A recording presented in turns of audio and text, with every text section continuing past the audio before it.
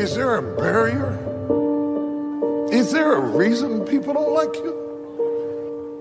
What's the blockage? Could there be something that stops you from suffering long, seeking not your own? When I was a child, I spake as a child. I understood as a child, and I thought as a child. But I put away childish things. I put away childish things.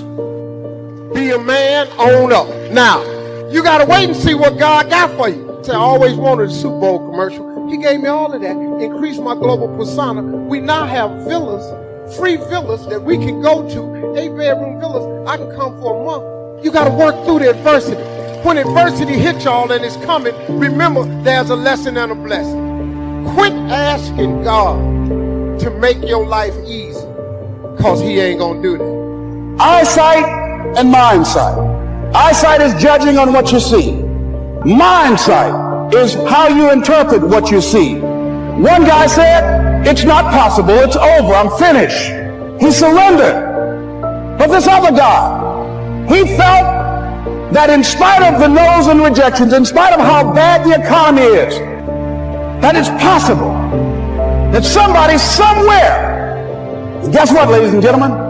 That's what we have to do with our dreams. What a shame if Joseph would have spent those years discouraged, worried, frustrated. What God promised you is going to come to pass. The dream he put in your heart is already on the schedule. The question is, how are you going to spend the time while you're waiting? Looking back in regrets, upset, looking forward, wondering why it's not happening? No, stay in the present. Take it one day at a time. You don't have grace for tomorrow. If you're trying to figure out the next 20 years, you're going to be frustrated. You have grace for this day. When you get to tomorrow, there'll be grace for that day.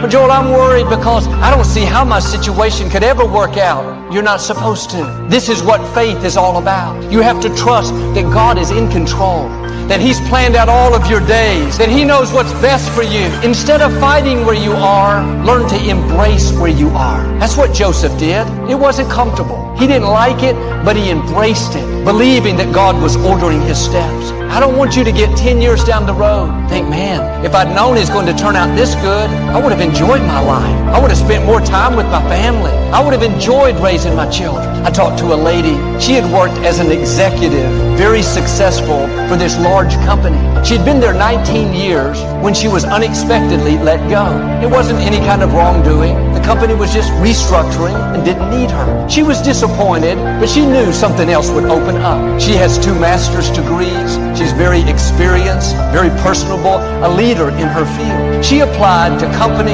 after company, even in different states, but no response.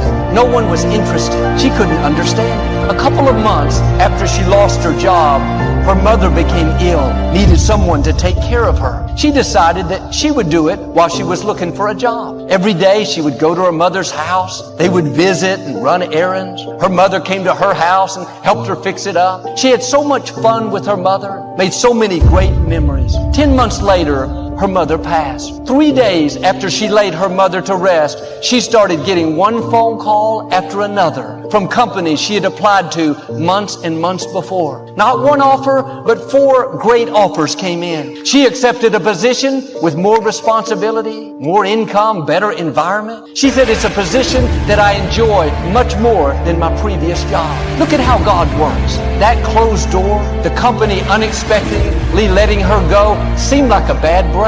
That wasn't fair.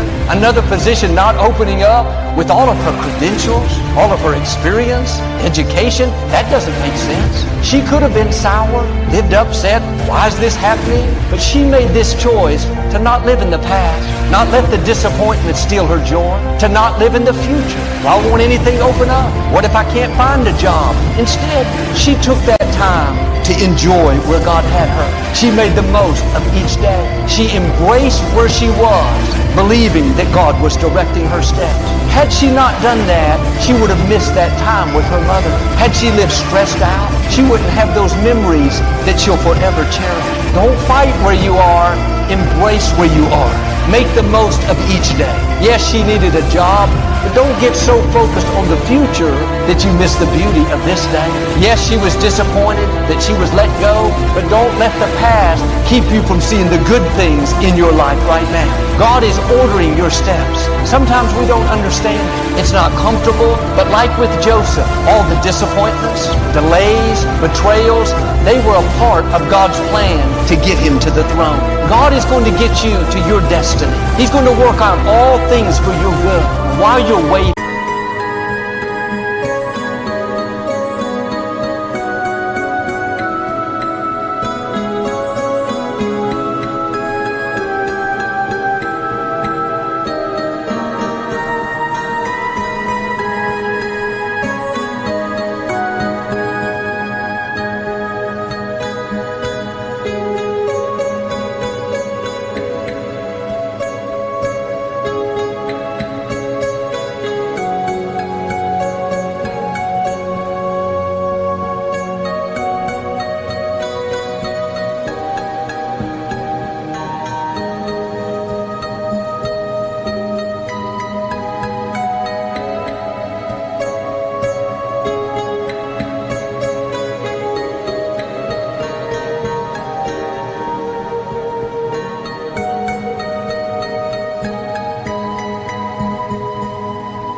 When you don't see anything happening, things aren't turning around, trust Him enough to enjoy your life. See the good in each day. Be grateful for what you have. The song says, it's a beautiful day. Don't let it get away. Once we live this day, we can't get it back. Are you living it in tomorrow, focused only on your dreams? Are you living it in yesterday, focused on what didn't work out? When all the while, God has you at this place for a reason. There's a blessing in disguise.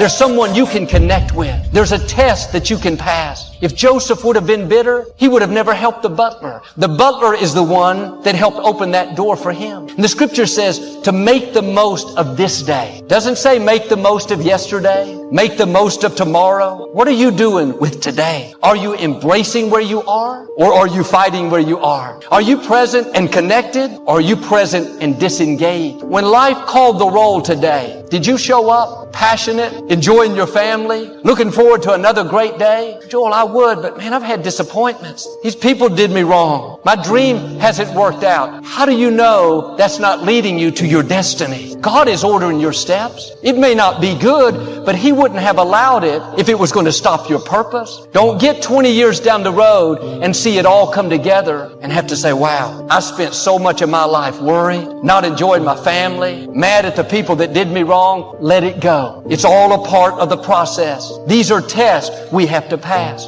We can get to our destination enjoying the journey, seeing God's favor despite the opposition, or we can get there worried, sour, upset. I'm asking you to live in the present, one day at a time. Yes, it's good to have goals. Keep your vision in front of you, but don't let what hasn't happened frustrate you.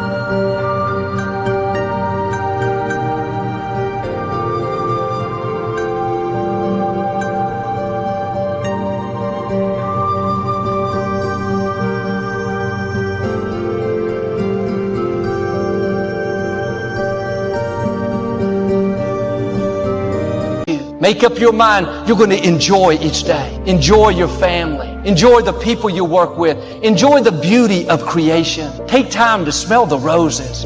All through the day, it's good to take a few deep breaths and just breathe in God's goodness. Breathe in where you are. Not trying to rush through this part of the day and get to the next, but take time to enjoy the present. One thing this pandemic has done is helped us to have a new perspective. Sometimes we would complain about normal. I don't want to go to work, get these kids ready for school. drive in the traffic, cook dinner, have to clean up. But when the pandemic shut everything down, month after month, and we couldn't go to work, couldn't send our kids to school, couldn't leave the house, now normal looks pretty good. Sometimes when something is taken away and you get it back, you tend to appreciate it more. Maybe that job we didn't like wasn't so bad. Maybe the traffic doesn't have to frustrate us. Maybe that person at work that used to get on our nerves, believe it or not, we're looking forward to seeing the man. We have a new perspective. We're alive. We have breath to breathe. We had strength to get out of bed. We have family to love. We have a place to live. We have peace in our mind. We have the favor of God. When you realize this day is a gift, then you'll live it to the full. Not depending on your past, not based on your future, but you will say like David, this is the day the Lord has made. I'm not going to just drag through it. I'm going to be glad in it. Not just going to be present. I'm going to be connected. I'm going to make the most of it. If you'll do this, I believe and declare you're going to have better relationships. You're going to have more joy and fulfillment. Like with Joseph, negative situations are about to turn around. Promotion is coming.